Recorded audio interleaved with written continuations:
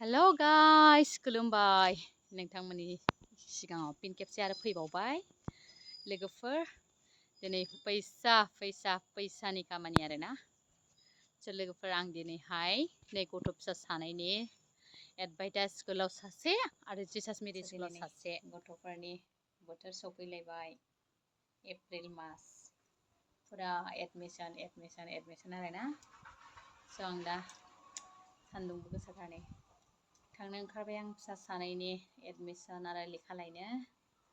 लोगोफोर बेसे थाङो दा थांबासो मिथिसिगोनलाय आरोना गोबां खरसा जानोसैलाय नै एसे एनै खामाय दामाय गैयाबा मा खालामबावगोन लोगोफोर स' जियानो जादोला फिउचाराव मा जालाङो नायनोसै र' बिदि लोगोफोर आंनि भिडिअखौ नायबानो नोंथांमोना मिथिगोन गथ' फिसा सानैनि फैसाफ्रा बेसेबां थाङो ओंखारबाय आं नै स्कुटिजोंनो थफ्ला लानानै फैनोसैलाय आङो फैसाबो लाखाबाय एसे थफ्लासे लानांखागौ जायो उफाय गैखाया माथो खालामनो आरोना दे बिदिबा लोगोफोर दरजा फांसां सिं दिनैनि सर्ट समाव हमलायनानै जों थांबाय फुरानो हेलमेट लायासां खाथिखाय सफैबाय स्कुलाव बेनो लोगोफोर एडभाइटास स्कुलनि नै सिङाव आरो बियो बारान्दायावनो बानायो बिसोरना फुरानो जेनेरेल बिसोरनो थाब मोननाय बायदि जानायनि मोजाङानो आरो गावबागाव ग्रुप वाइसै हरनायखाय मोजाङानो लाबाय लानानै लानोसै रलेनि लेखाखौ लाबाय आङो बिसोरनो आरोना गथ'फोरनि मेदाम मोना लोगोफोर जिसास मेरियाव फैलायबाय आङो जिसास मेरि स्कुलावहाय दा आङो जि मोजां गार्डेन आं स्कुटिजों बारफैबाय थादों नालाय नै स्कुटिखौबो दोनबाय आङो गावसोरसो फैया नों सना मा क्लास मोनदोंमोनलाय दिनाव बिबोनां गदाय आहा बिबोनां गदाय दे एसे मालाबा थांगोन र' भिडिअ खेबना दोनसै आङो सिन्टुनि आगै मा नाममोनलाय जिन्टु ओमफ्राय फिसाफोरनि लेखा लांफैलायबाय आङो नै जिसास मेरि स्कुलाव आरोना मैयानि गप्प फुल बारलायबाय बारसिबाय एसे माने जों बिराद मोजाङैनो प्लेग्राउन्ड थाबाय फुरानो जों बर' मिडियाम थाबाय आरोना बर' मिडियाम थाबाय ओरैहाय माबा आरो मादार टेरेसा हला नैबे जाबाय मादार टेरेसा हल बियो ओइथिंहाय जोंनि फादारनि माबा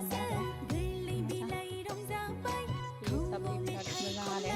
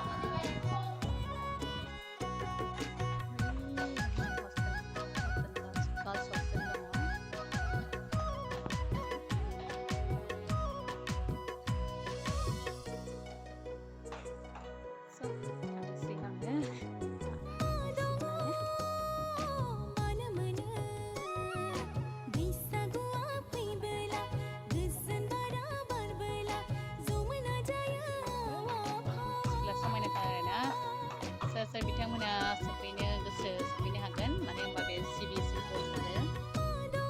मोजां ओरैनो ग्राउन्डफ्राथ' एकदमबारे बुंनांखाया आरोना बिराद मोजांखा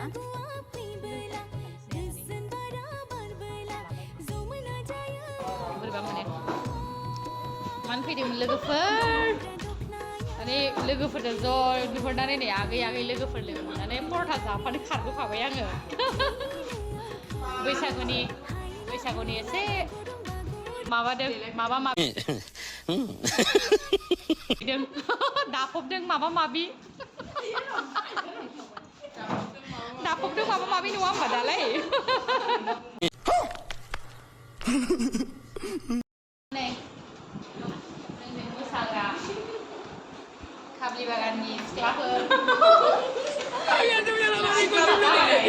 फैबाय आरोना एसे मिसुर जानाय सिख्ला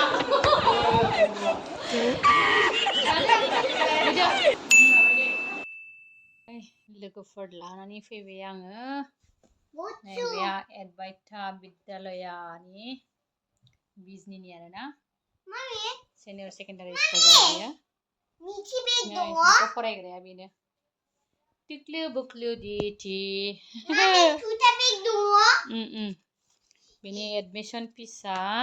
आं देखायनोसै लोगोफोर एडमिशना जाबाय आरोना एडमिशन फिसा 8,550 ओमफ्राय लेखानि रिसिप्टआव दंमोन ना कपिफोरखौ नुवाखैना माबायाव दंथ' कपियाबो दं लेखानिया नै बेनो लेखानिया नै 1862 बे आरोना बेनो कपि सपि लानानै आरो गासै बे जाहैबाय बिनि फिसाजानि सासेनिया नै बेसेबांबा गिदिर मनासेखा क्लास 8 बेना एडमिशन फिस बेहा बे आरोना जिसास मेरि स्कुल बिजनेस चिरां बिटिएडि बे जिसास मेरिनि एडमिशनाव बेसेबां थांखो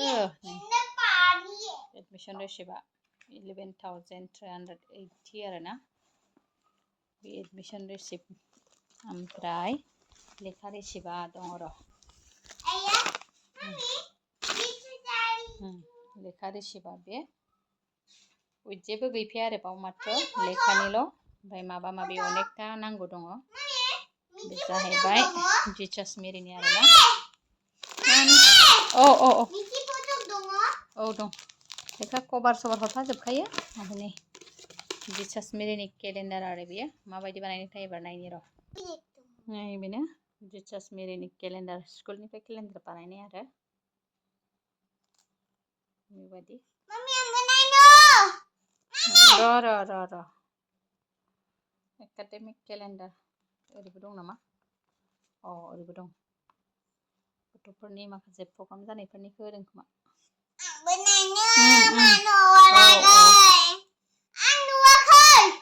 र' मा सिदाव र' नोंलाय बेनो मोजांखौनो बानायदों नै लिस्टेडफ्रा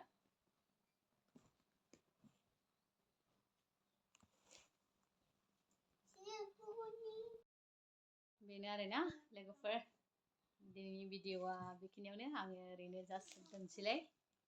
2024 हाबनायाव बेसेबां खरसामोन एसे मिथिनायनि दोनलायबाय आरो लोगोसे नोंथांमोना स्कुलखौबो नुखाबाय आंनि भिडिअआवनो